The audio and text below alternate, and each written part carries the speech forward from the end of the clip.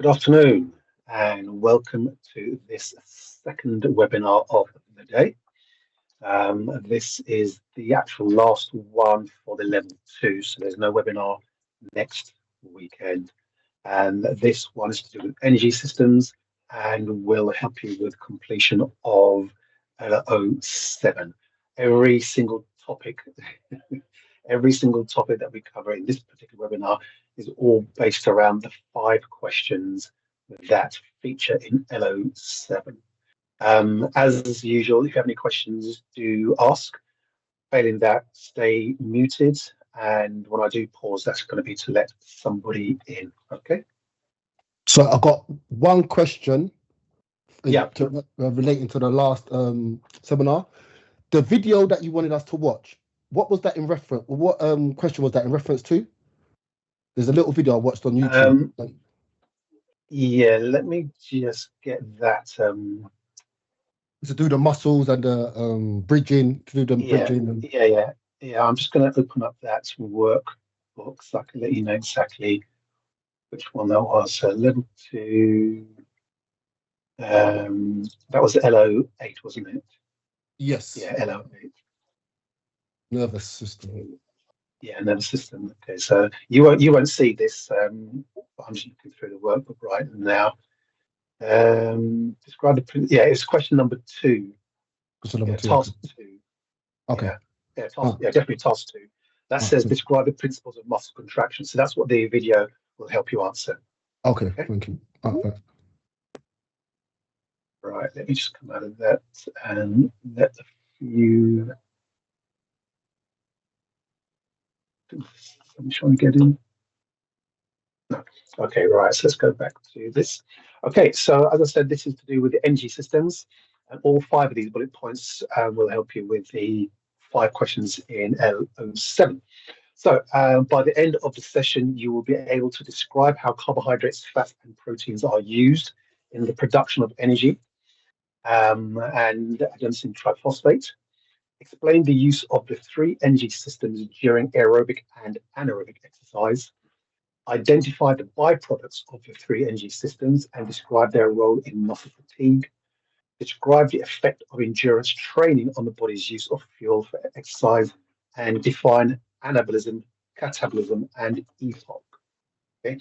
Now, there's going to be a few times when I point out errors in this existing slide, but I have actually made amendments. So I've kept the original slide, but I've added the corrections that you're aware of them, and I'll explain to you why they are what I put is correct and why what's in the slide is incorrect.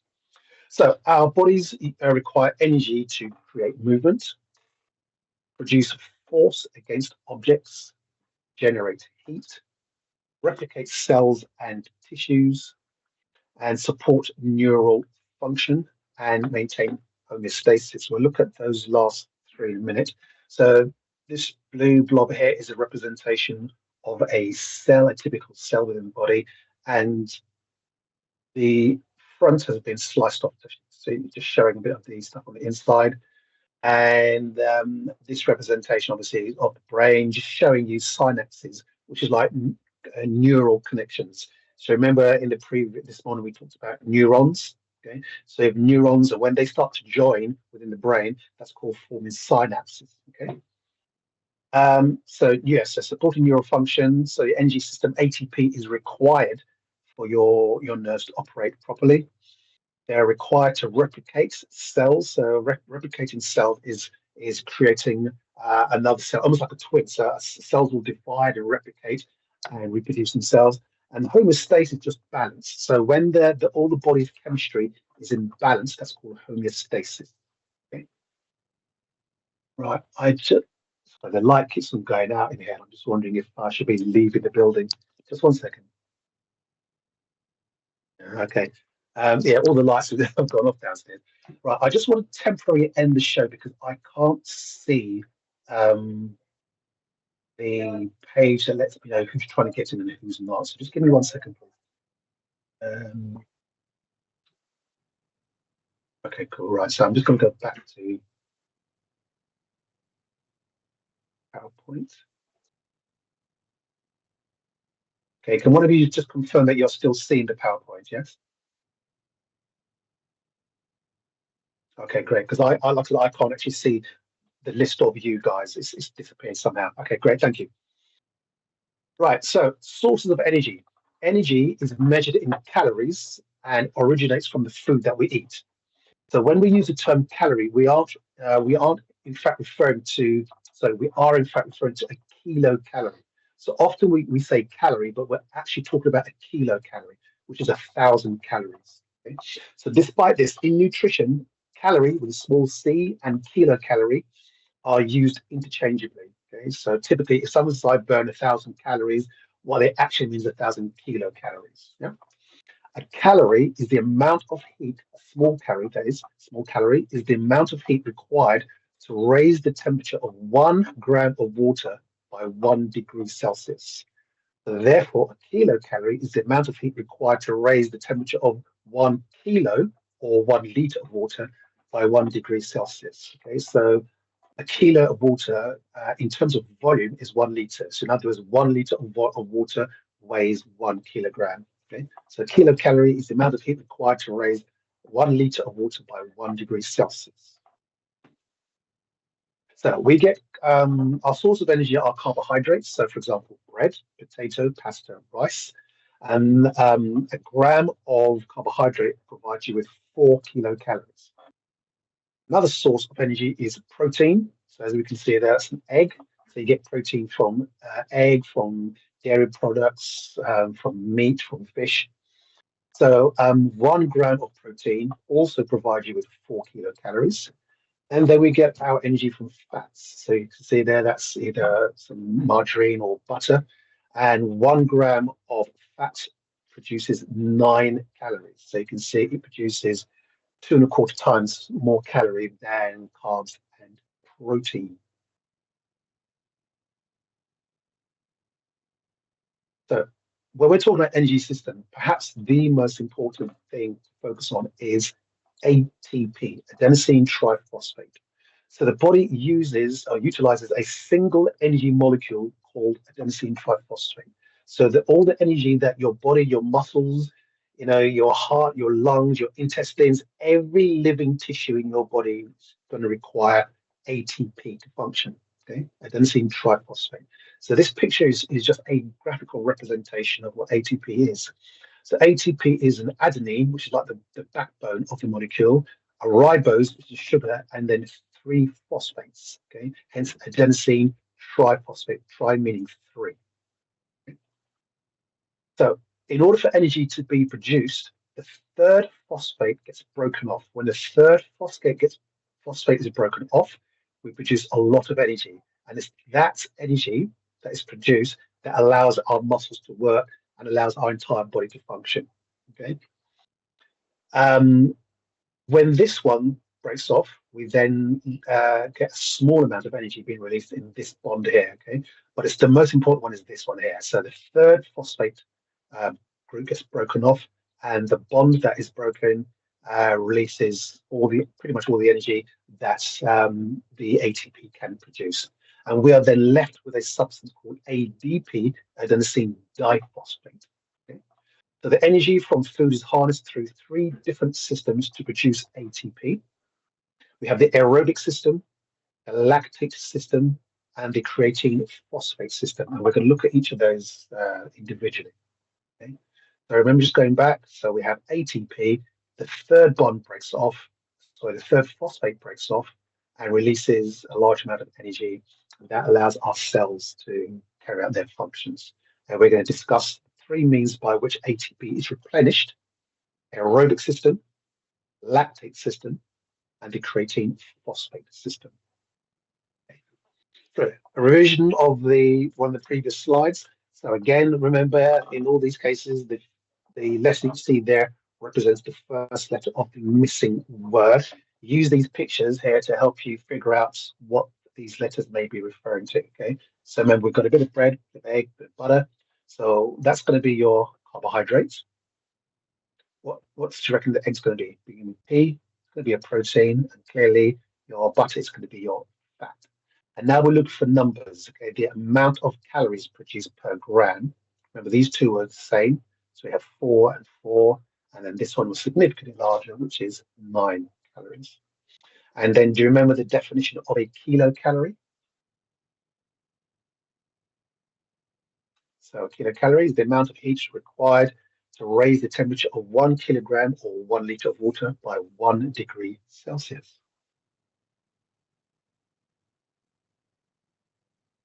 So we've talked about ATP being broken down to ADP. So here's again another little revision. So we said that the energy from food is harnessed through 3 different systems, and we said they were the aerobic system. You remember the other one? The lactate system and the creatine phosphate. And remember, when this third phosphate breaks off, a lot of energy is released from this third bond. So let's look at these 3 systems, starting with the aerobic system. The aerobic system refers to the complete breakdown of carbohydrate and fat within the cells in the presence of oxygen. Okay? The crucial thing that makes it aerobic is that it is in the presence of oxygen. When oxygen, which is O2, that's what O2 means, oxygen, when oxygen is in plentiful supply within the cell, the aerobic system dominates ATP production. Okay, just again, I keep hearing the sound that makes me think someone's trying to get in, but I can't see you guys. Okay, so just give me 1 second. So just looking at this, it looks like people are able to enter by themselves. Ellie said she's trying to get into the webinar. She put a message. Sorry, who's trying to get in? Kelly. Oh, I think Kelly. she's in now. Okay. Yeah. Yeah, I think she's in now. Yeah.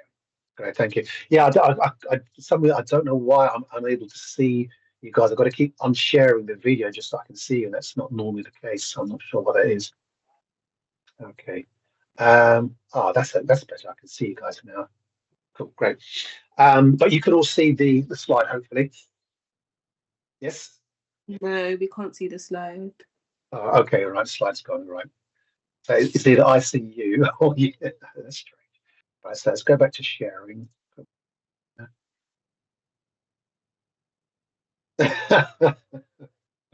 that may be the best way to do this then. All right, so let me just come back to this. Okay. What page were we on? We were on this one. And let's go to here. Okay, so again, can you now see the slide?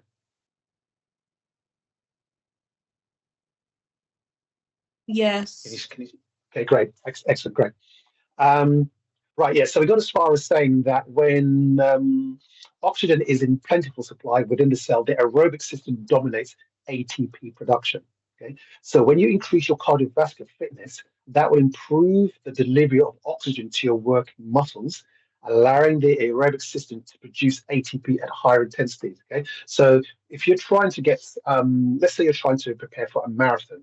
Okay, if you do aerobic training, you're going to be improving the number of things within your body to allow more oxygen to be taken in. And if you can take in more oxygen, you are able to then develop or create more ATP. If you can create more ATP, then you're going to be able to run either faster or longer. Okay, so that's why it's important to do this aerobic training if you are looking at embarking on an aerobic event. Okay, so like I said, it increases the amount of mitochondria, which we're going to talk about in a minute. And if you can increase the mitochondria, you'll increase the amount of ATP production. And because ATP provides you with your energy, you'll have more energy, so you can run for longer. Now, this next picture, do not get yourself all worried about this because you don't actually need to know this picture, but I wanted to focus on a couple of things. So this is a representation of a cell, a typical cell. The front has been sliced off to show you some of the things on the inside. Now, there's only 2 things that I want you to be aware of on the inside of this, and that's this thing here. Okay, so you can see where I've written the word mitochondrion. Okay? So the mitochondrion, this is the site of aerobic respiration. So ATP is produced aerobically within the mitochondrion. Okay? Mitochondrion is singular, mitochondria is plural. The cytoplasm, which is the liquid part of the cell, okay, this is where anaerobic respiration occurs. So in other words, ATP is produced without oxygen or anaerobically within the cytoplasm, which is the liquid part. Okay, so the liquid part is where we have anaerobic respiration, and the mitochondrion is where aerobic respiration occurs. Okay, you do not need to focus on anything else in this picture. Okay? So again, don't get too bogged down with this, but I just wanted to show you a little bit more about the mitochondria. Okay, so I just want to start on this side here. So the outer shell is called the outer membrane. Okay, remember this is where aerobic respiration occurs. So all the ATP that your body produces aerobically, it all occurs within the mitochondria. You have an outer membrane, but you also have here an inner membrane. So all of this is the inner membrane. This bit here, which says cristae, that just refers to the folds. Okay, so where the inner membrane is folded, that's just called a cristae. You have the mitochondria, the mitochondrial DNA rather. So these strings here, string of DNA. The fluid within the inner membrane is called the matrix. The space between the outer membrane and the inner membrane is called the intermembrane space. And then these yellow bits are ribosomes, which is just a group of organelles that you find in every cell. Okay.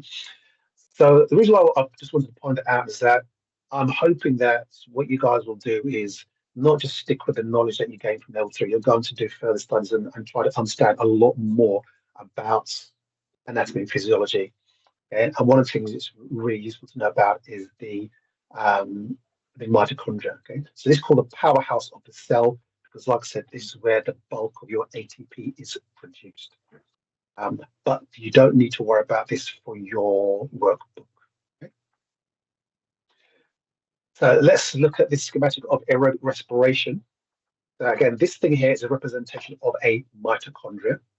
So it requires oxygen because it's aerobic, fatty acids, and glucose. Okay, so to be correct, it's oxygen and fatty acids or oxygen and glucose. It doesn't have to have both of these at the same time, but it does need oxygen. So it'll either be oxygen and fatty acids or oxygen and glucose. Okay, and then the byproducts are carbon dioxide, ATP is produced, which is not a byproduct, and H2O, which is water. Okay, so we require oxygen, fatty acids, and glucose to produce ATP, and it's got two byproducts which you breathe out: carbon dioxide and water.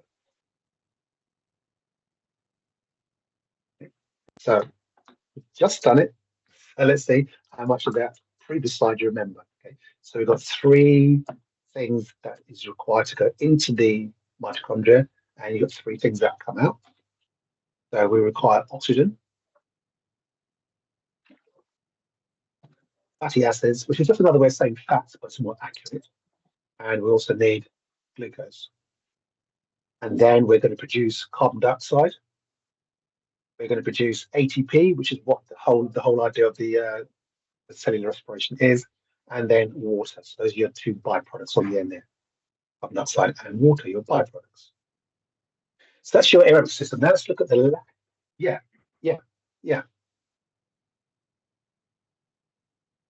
Yes, yeah. Sorry, let me just let this person in. Yeah, so glucose from your carbohydrate. Oops.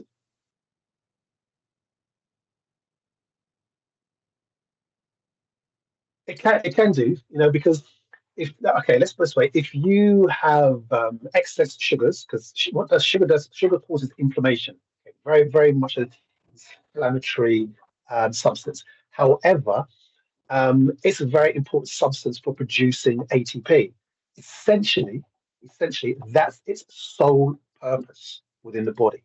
Okay?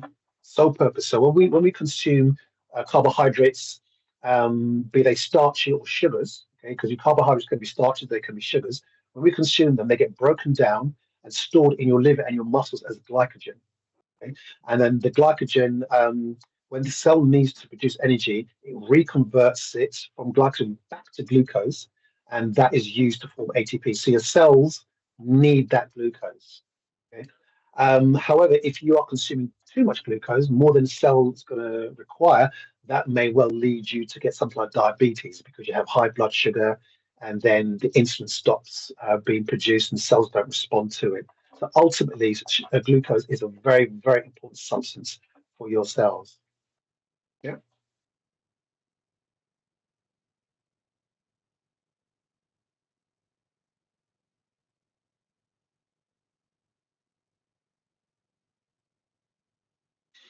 No, because ATP doesn't need to be stronger. ATP is just simply a substance that exists naturally within the body, and all that happens is that ATP it just gets broken down to ADP and gets reconverted back to ATP. You see, so it doesn't have any strength. It's just simply ribose and adenine 3-phosphate produces energy, gets broken to ADP, gets reconverted back to ATP. It's really just simple as that. So there's no difference in its strength. It's just that molecule that produces a certain amount of energy.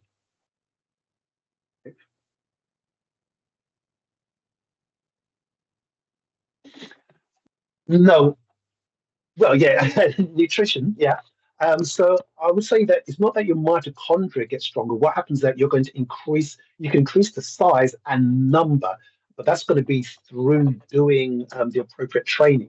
Okay, because when you do the appropriate type of training, for example, high altitude training, because the atmosphere is thinner, your blood and cells respond. So not so much your blood, but your cells respond by creating more mitochondria and making them bigger so that it can bring in more oxygen to produce the ATP. You see, so that's the mechanism really by which your mitochondria improve. You know, by stressing them through things like high altitude training and aerobic training.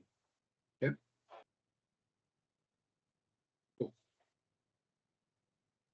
So yeah, so the lactate system, this system is anaerobic, which means it doesn't require oxygen and provides ATP when oxygen is not freely available within the cell. So this is where we now start to see errors in the original slide, and I'll point out the errors. It says here, produces a fatiguing byproduct called lactic acid. So what I've added at the bottom here is a correction. Lactate is produced, not lactic acid, and it is not fatiguing. And I put a reference here so that when I send you this slide, click on this reference and it will take you to a website that actually explains why it's lactate, why it's not lactic acid, and why it's not fatiguing. Okay, so I don't want to go into that, for the level 2, but I think it's important that you are aware of that. Okay, now this bit I'm going to say now is very important. When you complete the section in your workbook to do with the energy systems and the fatiguing byproducts, still put lactic acid, even though it's incorrect. Okay, because I do not know if the assessor is aware of the fact that it's in fact lactate, not lactic acid. I don't know if he's aware of that. So for that reason, because the slide tells you lactic acid, still put that in the workbook. But it's important that you are aware that it's incorrect. Because remember, members, potential PT clients are more knowledgeable. There's lots of information out there. And what you don't want is to be discussing lactic acid with a client who knows that it's not lactic acid and who knows that it's not fatiguing. So it's important that you are aware of that, but still put lactic acid when you complete your work. Okay. The system is used when the other two systems, okay, one of which we haven't discussed yet, cannot deliver sufficient ATP or deliver it quickly. Okay, remember ATP, adenosine triphosphate. Okay, it's used for near maximal exercise and it lasts beyond the CP system, which we're going to discuss next. The intensity of activity that we use for the lactate system is above that of the level when ATP is produced aerobically. Okay, so in other words, the exercise intensity that we use the lactate system is higher than the exercise intensity for the aerobic system. So the aerobic system may be, say, light to moderate intensity, but the lactate system is now moderate to intense activity. Okay. So looking at this kind of schematic, yeah, yeah.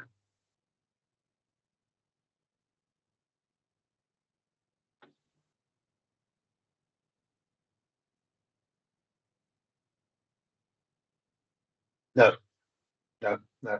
no, no, no. So lactate is actually there to help buffer. Okay, let's put it this way.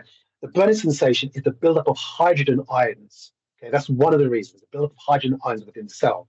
Okay, because when you produce ATP anaerobically, you produce lactate and a high amount of hydrogen ions at the same time. Now, hydrogen makes the cells more acidic. So it's not the lactic acid, because lactic acid actually doesn't exist in the body. Okay, so you produce a high amount of hydrogen ions, and if you know anything about chemistry, the more hydrogen ions there are in a substance, the more acidic it is. Okay, so you have a lower pH, which means you have a high acid. So the burning sensation you feel, for the most of it, is the acidity as a result of anaerobic respiration. The lactate that is produced helps to actually reduce that acidity. Okay, so back in the days when people didn't know any better, they said lactic acid was produced and that caused the burning. But in fact, lactate is produced and is there to help mop up some of those hydrogen ions to reduce the amount of burning that you get. However, sometimes the hydrogen ions are produced at a much faster rate than the lactate. So the lactate can't mop it up, and that's how you then feel the burning sensation. Okay.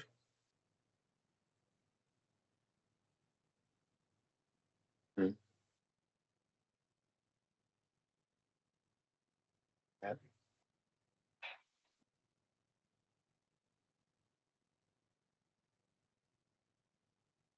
Yes, that's exactly right. Yeah, exactly right. But that's why I made a point of putting this reference there so that you can actually see for yourself, because it gives you a really, really good explanation of this myth about lactic acid. Yeah. Oh yeah, that's what they do. They try to sell your product. Yes. Okay. So with this representation here, we see glycogen, because remember we're talking about glucose and sugar. We have the mitochondria. So we see here that the glycogen is outside of the mitochondria, because remember, the mitochondria is only going to be there for aerobic respiration, not the lactate. And when I start to click on things, you'll see that this oxygen here moves away because we don't require oxygen. So that's what this is showing you here. Oxygen is not used. The glycogen is broken down into glucose. The glucose goes through a process called glycolysis, and it will produce ATP, a small amount of ATP, and lactate. Okay. So again, back in the day, they said, oh, it produces ATP and lactic acid, but no.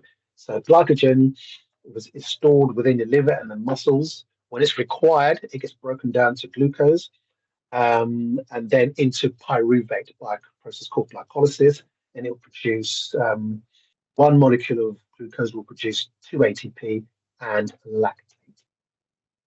And then with the final system called the creatine phosphate system, it's also known as the CP for creatine phosphate.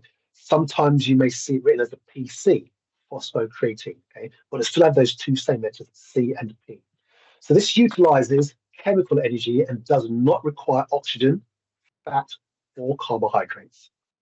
ADP, adenosine diphosphate, is regenerated almost instantly by creatine phosphate. So of those three systems, the lactate, the aerobic, and the creatine phosphate, it's the creatine phosphate that will regenerate ATP the quickest, okay, very, very quickly. However, creatine phosphate supplies in the muscles are limited. So it's only going to produce ATP for a short period. It will do it quickly, but for a short period, because CP stores are limited. The system is geared to provide rapid energy for short periods when exercise intensity is at its highest. Okay, so let's say something like a 60-meter sprint. Okay, so short duration, high intensity, 60-meter sprint. It's going to be mostly the creatine phosphate system.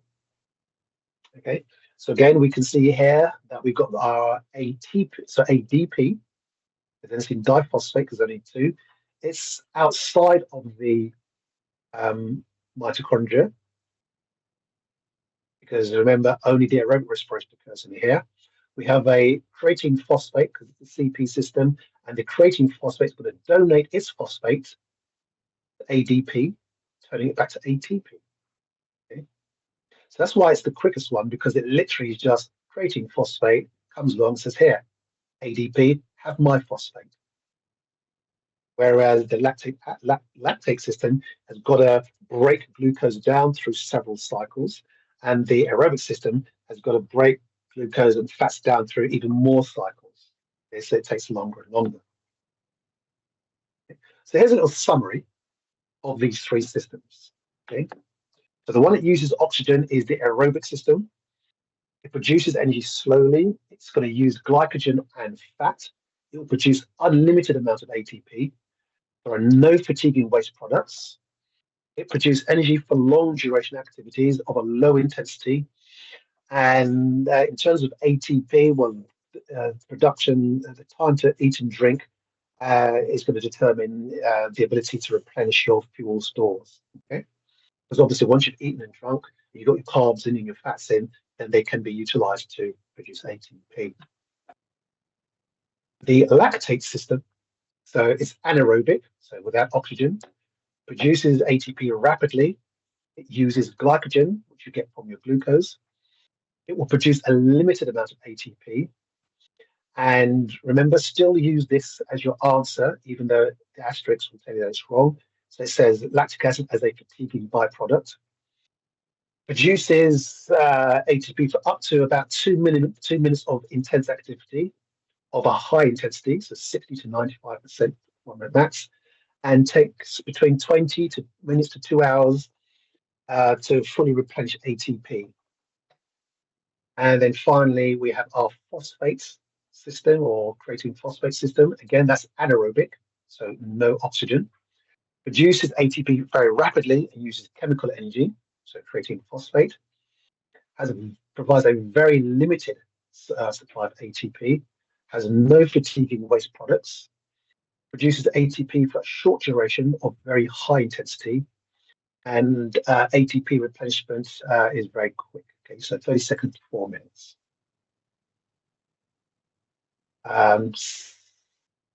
Okay, so now with this next one, I'm going to give you a couple of minutes to try and figure out where all of these things go. Okay, so you've got the aerobic system, the lactate system, and the creatine phosphate. And I've got 9 boxes.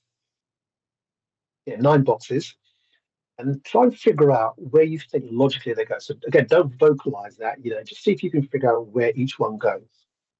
But we'll do it one at a time. So first of all, this one here, top left, 20 reps of bodyweight squats. So do we think that's going to be aerobic? Is that going to be lactate? Or is that going to be creatine phosphate? So think about what I said before, okay, about long duration, low intensity, moderate intensity, all that kind of stuff. So 20 reps of bodyweight squats is going to be your aerobic system. 100-meter sprint. Okay, so 100-meter sprints, pretty intense, isn't it? Okay, so it's pretty intense. So that's going to be your creatine phosphate system. Okay, you can talk about, say, 10 seconds if you're very, very advanced. 2 reps of a bench press. That's high intensity, very, very short duration. 2 reps bench press. So that's going to be your creatine phosphate system again. Remember, we talked about very high intensities, so 95 to 100% of 1 rep max, and of your capacity, and short duration. How about a 400-meter run? The 400-meter run for the average person, we're probably looking at approaching a minute for the average person, perhaps. Okay, is that going to be aerobic, lactate, or creatine phosphate? So clearly, that's going to be your lactate system. 200-meter sprint. Okay. So now we're looking at, say, 24, 25 seconds or more. Is that going to be aerobic, lactate, creatine phosphate? That's going to be your lactate system as well. Next 2 are going to be very, very easy. Marathon. So I'm sure you appreciate marathon is going to be your aerobic system. And a 10K run, well, yeah, that has to be your aerobic system as well. Shot put, so brief, explosive, very, very explosive, short, very, very short duration. So that's going to be your creatine phosphate. And then 8 reps of a deadlift, it's going to be your lactate system. Okay? Providing it's, let's say it's 8 rep max. Next time I'm going to type that in, 8 rep max. Because obviously if it was 8 reps and you could have done 100, that's probably going to be your aerobic system. Okay. Now, this next bit is going to be something for you to do. So we're going to go past that because you can do this in your own time when you get the file sheets. So something you have to define within your workbook is anabolism and catabolism. Okay, so that's one of the questions within your workbook.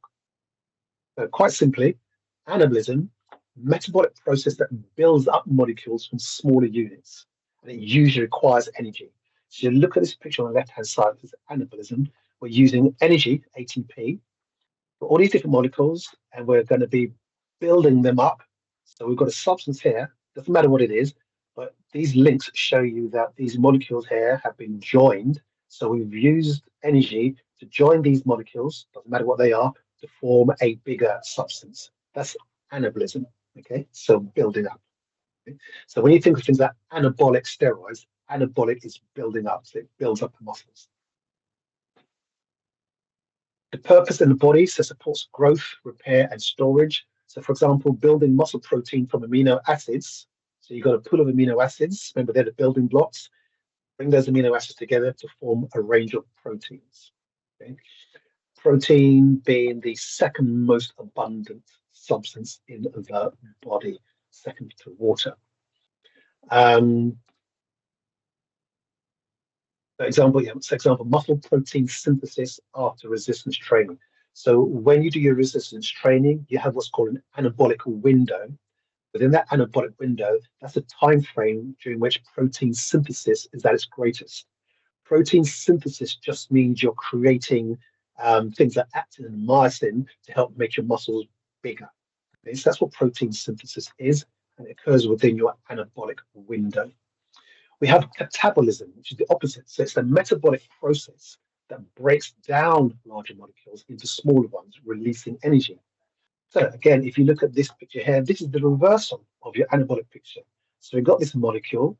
It's going to be broken down. So these bonds here are snapped. So the molecule is broken down into separate ones, and it has used energy in the process.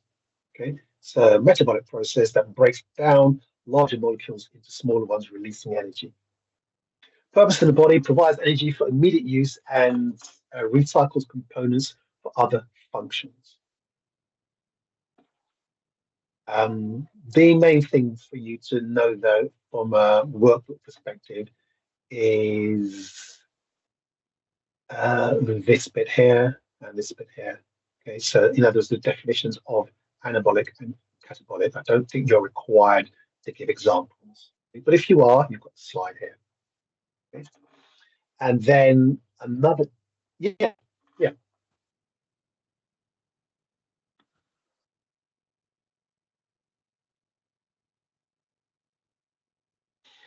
Okay, it is going to vary slightly for each individual, but not 100%. So it's not like every person has their own little window. It could be depending on things like your muscle, your body type.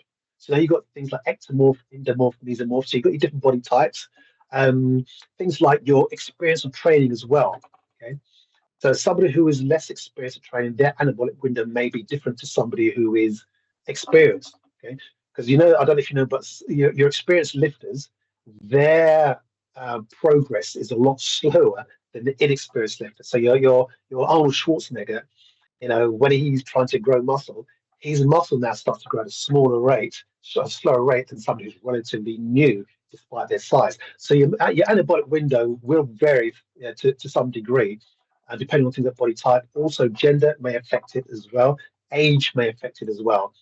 And it's actually longer than most people thought, because again, back in the day, they used to say you must top up your protein within half an hour of working out.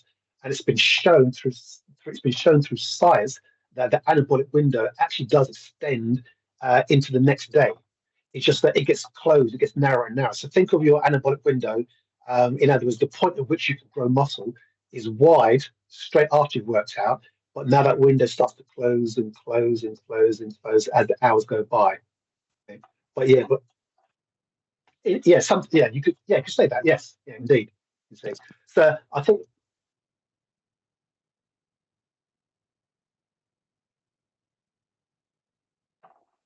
Well, I mean, the guideline is always, from a protein perspective, the guideline is always have your protein half an hour before your workout and half an hour afterwards.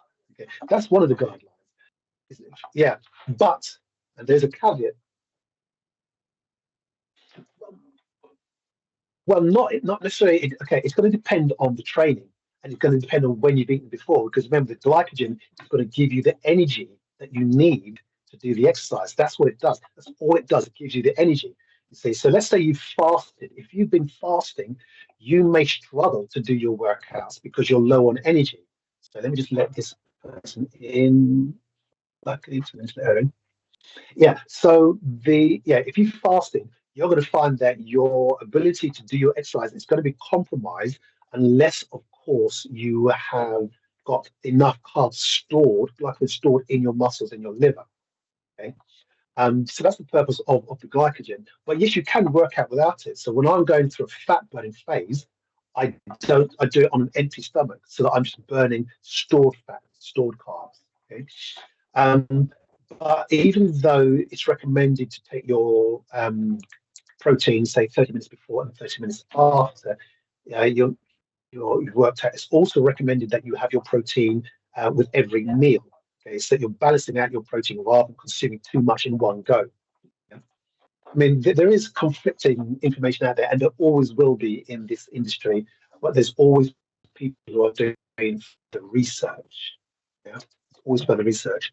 The reason for having it before the workout is that remember your body needs time to digest and to break the protein down into its amino acids so that the body can use it. So that's why you have it before. Is this that when the anabolic window opens, there's already amino acids for it to start utilizing. Okay, so that's why you have some before. Okay, and then because that anabolic window.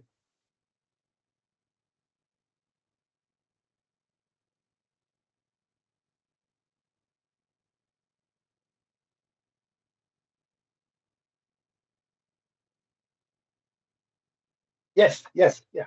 Because remember, your proteins get broken down to amino acids, and it's those same amino acids that are used to help build up the muscle. So yeah, they could consume amino acids instead. Yeah, yeah, cool.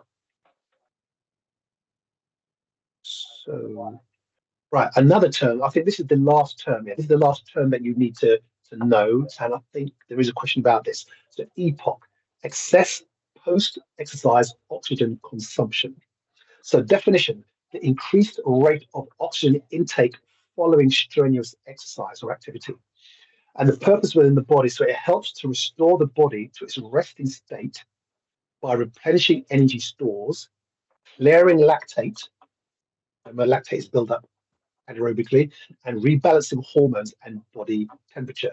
So it's known as the afterburn effect because calories are burnt, so your calorie consumption remains elevated after exercise. Okay. So let me explain this diagram because anytime you look up EPOC, okay, if you just Google EPOC, you are going to see a graph like this. So let me explain this because it's not that difficult. So along this axis, this vertical axis, this relates to oxygen consumption. See? So the higher up you go here, the more oxygen you're using or consuming. The bottom along here, it says time, so that could be minutes. So this blue bar here represents the amount of oxygen you consume when you are resting. Okay, and as you can see, it's at the bottom of the scale, so it's a low amount. So when you're resting, you're consuming your base level of oxygen. Now, when you are working out aerobically, you're going to reach a stage where you are able to take in oxygen, and your run is, let's say you're running, okay, and your run is going to be at a comfortable level. That's called steady state. Okay, so the aerobic system is working efficiently and supplying you with the oxygen that you need. So you're running at a comfortable level. That could be something like RPE6. That's called your steady state. However, it takes at least 2 minutes for your aerobic system to kick in and work efficiently. So in those first 2 minutes, which is about here, you are actually working mostly anaerobically to produce ATP. Okay, that bit here is called the oxygen deficit. Okay, so the region here that or the time it takes you to get up to full aerobic efficiency, that's around about 2 minutes. And that period, we call that the oxygen deficit. Now, looking at this graph here, the workout has now concluded, or the exercise has concluded, okay, including my cool down.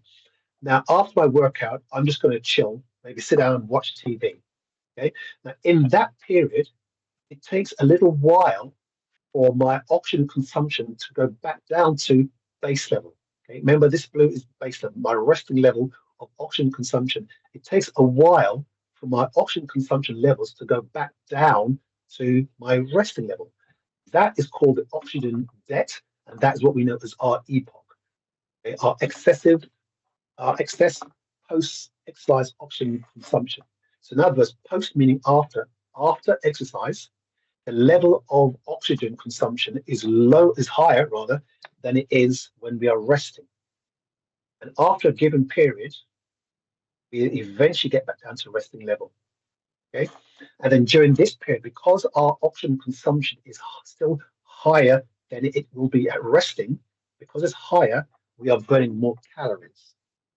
So it is important to appreciate that after activity, your metabolism is elevated because there's that period where more oxygen is being used to produce ATP. And because you're using more oxygen to produce ATP, our metabolism is elevated. So we're burning fats or we're burning carbohydrates. So that's what happens during that EPOC. Okay? From a workbook perspective, I'm not sure if you need to explain that, but I know you do need to give that definition. Okay, so the increased rate of oxygen intake following strenuous activity. Okay. So hopefully that explains clearly what this graph represents. Because, like I said, if you were to Google EPOC, you will 100% get a graph that looks a bit like this. And this is definitely useful to know, especially we work with clients who are on a weight management program who want to probably burn fat. Okay? Because if they're doing either steady state or even high intensity activity, because high intensity stuff has been proven to keep your metabolism elevated for a lot longer after the workout. So if your metabolism is elevated for a lot longer, during that period, you are burning calories. Okay? And if somebody's trying to lose weight, then yeah, burning calories is exactly what they want to hear and what they want to be doing. Okay? Right, so that concludes that slide. I just want to go to the workbook. Just quickly go to the work.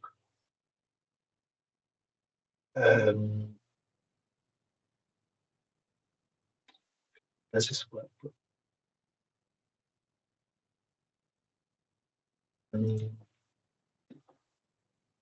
There it is.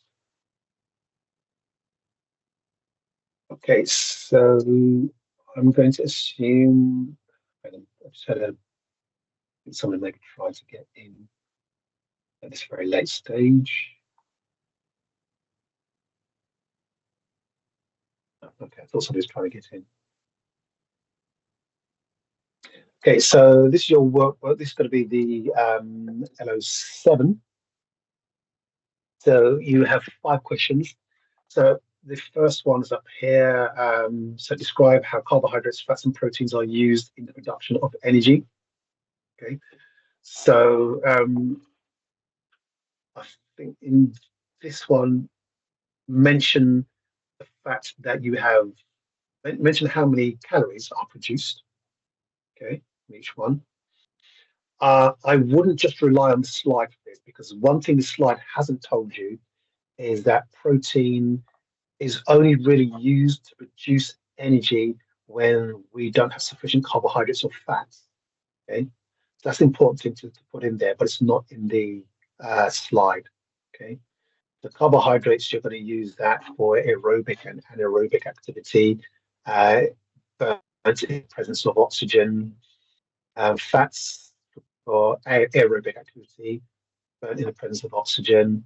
Protein is only going to be used really when we have run out of carbohydrates and fats. And again, talk about how much calorie each produces for 4 and 9. Okay, so put that and any other details, but definitely don't just rely on the slides. for that. There should be something in the manual that talks about when protein is used for energy. Okay. Number 2, explain the use of the 3 energy systems during aerobic and anaerobic. Okay, so ATP. So remember, we talked about explosive, we talked about short duration, and this is all in the slide anyway. So short duration, high intensity. Okay, so that's examples of some of the stuff you must put in there. Aerobic is going to be low intensity, long duration. Anaerobic glycolysis is going to be moderate to high intensity, moderate to high duration. So remember, all of this stuff is in the slides. Identify the byproducts. So your byproduct, we are going to put so identify the byproducts of the 3 energy systems to describe their role in muscle fatigue. So we're still going to put lactic acid, even though we know it's not true. Okay. To be honest, the others don't cause fatigue. So the other byproducts, the only other byproducts are carbon dioxide and water. Okay. Again, if you look at the slide, it does say for aerobic, it says carbon dioxide and water, but they don't cause fatigue. Okay. So still put lactic acid, still put carbon dioxide and water, but make sure you make it very clear that those don't cause fatigue and that the lactic acid does. If you want to, by all means say, in fact, it's not lactic acid, it's actually lactate. And in fact, lactate doesn't cause fatigue, it's the buildup of hydrogen ions. Okay. And then this last one, describe the effects of endurance training on the body's use of fuel for energy. So again, that goes back to one of the previous slides. 5 definition. Okay, this is very straightforward. So the last few slides just define anabolism, catabolism, and epoch. It just says define them, so you don't need to do anything other than anabolism is the building up for substances. Catabolism is the breaking down, and epoch is the elevated oxygen consumption post workout. Okay. So it's pretty straightforward, but definitely do refer to the manual. There'll be a section called energy systems, I believe, in the manual. Just refer to that just to get a little bit more information on protein. Okay, cool. So in closing, just remember, I have the only thing I have yet to email you is this slide and the slide for LO6. Yeah, because I sent you the slide for LO7. I don't think I've sent you LO6. So this, I sent you LO8. Yeah, so I'm going to send you this one, which is 7, and then 6. I'm going to send you that. I sent you the homework details. So yeah, you've got everything else. So remember, you have your practical assessment next week. You must bring your lap. Please make sure that your lap is complete, with the exception of the self-evaluation. Okay. Because I need to mark them, and I don't want to be going into level 3 still marking level 2 stuff. Okay. So I've got a question, sorry, to do the lap. Page 28, do you want us to actually produce a poster? Yes, either one that you're going to email to me or one that you print, but only A4. A4 is sufficient, not a big old poster. Just an A4 poster that you're either going to print out or that you're going to email to me. Yeah. Okay.